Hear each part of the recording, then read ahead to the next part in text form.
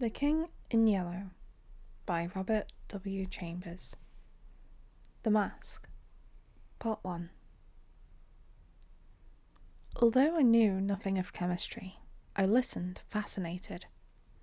He picked up an Easter lily which Genevieve had brought that morning from Notre Dame and dropped it into the basin. Instantly, the liquid lost its crystalline clearness. For a second, the lily was enveloped in a milk-white foam, which disappeared, leaving the fluid opalescent.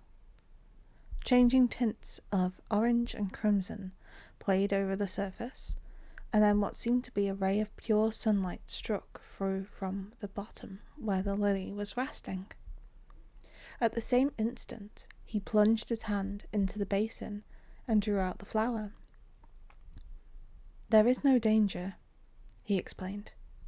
"If you choose the right moment, that golden ray is the signal." He held the lily toward me, and I took it in my hand. It had turned to stone, the purest marble. "You see," he said, "it is without a flaw. What sculptor could reproduce it?" The marble was white as snow, but in its depths the veins of the lily were tinged with the palest azure, and a faint flush lingered deep in its heart. "Don't ask me the reason of that," he smiled, noticing my wonder. "I have no idea why the veins and heart are tinted, but they always are. Yesterday I tried one of Genevieve's gold fish. There it is." The fish looked as if sculptured in marble, but if you held it to the light, the stone was beautifully veined with a faint blue, and from somewhere within came a rosy light, like the tint which slumbers in an opal. I looked into the basin. Once more it seemed filled with clearest crystal. "If I should touch it now?" I demanded.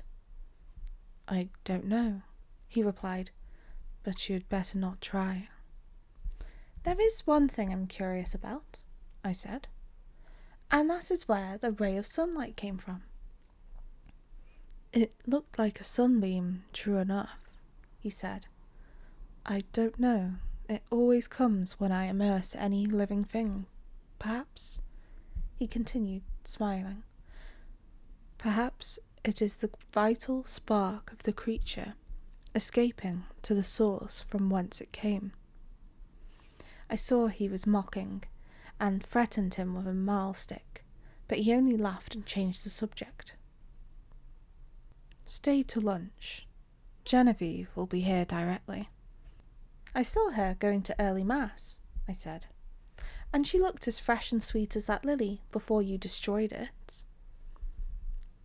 "Do you think I destroyed it?" said Boris gravely. "Destroyed, preserved, how can we tell?"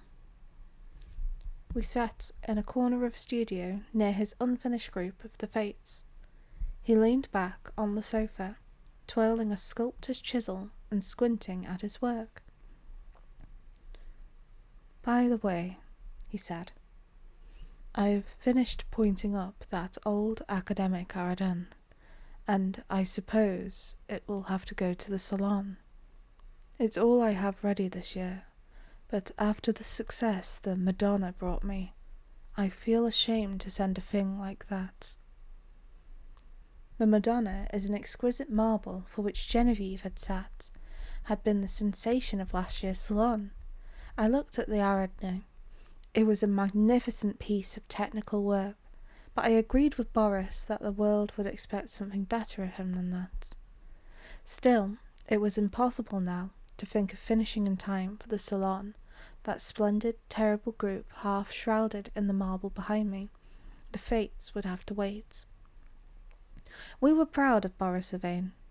We claimed him, and he claimed us, on the strength of his having been born in America, although his father was French and his mother was a Russian. Everyone in the Beaux Arts called him Boris, and yet there were only two of us whom he addressed in the same familiar way, Jack Scott and myself. Perhaps my being in love with Genevieve had something to do with his affection for me. Not that it had ever been acknowledged between us, But after all was settled, she had told me, with tears in her eyes, that it was Boris whom she loved. I went over to his house and congratulated him. The perfect cordiality of that interview did not deceive either of us. I always believed, although to one at least it was great comfort. I do not think he and Genevieve ever spoke of the matter together, but Boris knew. Genevieve was lovely. The Madonna-like purity of her face might have been inspired by the Sanctus in Gonad's Mass, but I was always glad when she changed that mood for what we called her April manoeuvres. She was often as variable as an April day, in the morning grave, dignified and sweet, at noon laughing, capricious, at evening whatever one least expected. I preferred her so rather than in that Madonna-like tranquillity which stirred the depths of my heart. I was dreaming of Genevieve when he spoke again. "What do you think of my discovery, Alec?" "I think it wonderful." "I shall make no use of it, you know, beyond satisfying my own curiosity so far as may be, and the secrets will die with me." "It would be rather a blow to sculpture, would it not? We painters lose more than we ever gain by photography." Boris nodded, playing with the edge of the chisel. "This new, vicious discovery would corrupt the world of art. No, I shall never confide the secret to anyone," he said slowly. "It would be hard to find anyone less informed about such phenomena than myself. But of course, I had heard of mineral springs so saturated with silica that the leaves and twigs fell into them would turn to stone after a time. I dimly comprehended the process, how the silica replaced the vegetable matter, atom by atom, and the result was a duplicate of the object in stone. This, I confess, had never interested me greatly, and as for the ancient fossils thus produced, they disgusted me. Boris, it appeared, feeling curiosity instead of repugnance, had investigated the subject, and had accidentally stumbled on a solution which, attacking the immersed object with a ferocity unheard of, in a second did the work of years. This was all I could make out of the strange story he had just been telling me. He spoke again after a long silence. "I am almost frightened when I think of what I have found. Scientists would go mad over the discovery. It was so simple, too. It discovered itself. When I think of that formula and that new element precipitated in metallic scales." "What new element?" "Oh, I haven't thought of naming it, and I don't believe I ever shall. There are precious metals now in the world to cut throats over." I pricked up my ears. "Have you struck gold, Boris?" "No, better. But see here, Alec." He laughed, starting up. "You and I have all we need in this world. Ah, how sinister and covetous you look already." I laughed too, and told him I was devoured by the desire for gold, and we had better talk of something else. So when Genevieve came in shortly after, we had turned our backs on our alchemy. Genevieve was dressed in silvery grey from head to foot. The light glinted along the soft curves of her fair hair as she turned her cheek to Boris. Then she saw me and returned my greeting. She had never before failed to blow me a kiss from the tips of her white fingers, and I promptly complained of the omission. She smiled and held out her hand, which dropped almost before it touched mine, and then she said, looking at Boris, "You must ask Alec to stay for luncheon." This was also something new. She had always asked me herself until today. "I did," said Boris shortly. "And you said yes, I hope?" She turned to me with a charming conventional smile. I might have been an acquaintance of the day before yesterday. I made her a low bow. Je vais bien l'honneur, madame.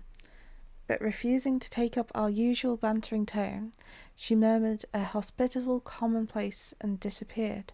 Boris and I looked at one another. I'd better go home, don't you think? I asked. Hanged if I know, he replied frankly. While we were discussing the advisability of my departure, Genevieve reappeared in the doorway without a bonnet. She was wonderfully beautiful, but her colour was too deep and her lovely eyes were too bright. She came straight up to me and took my arm. Luncheon is ready. Was I cross, Alec? I thought I had a headache, but I haven't. Come here, Boris. And she slipped her other arm through his. Alec knows that after you, there's no one in the world whom I like as well as I like him, so if he sometimes feels snubbed, it won't hurt him. Ah, la bonne heure, I cried. Who says there are no thunderstorms in April? Are you ready? Chanted Boris. Aye, ready. And arm in arm we raced into the dining room, scandalising the servants. After all, we were not so much to blame. Genevieve was 18, Boris was 23, and I not quite 21.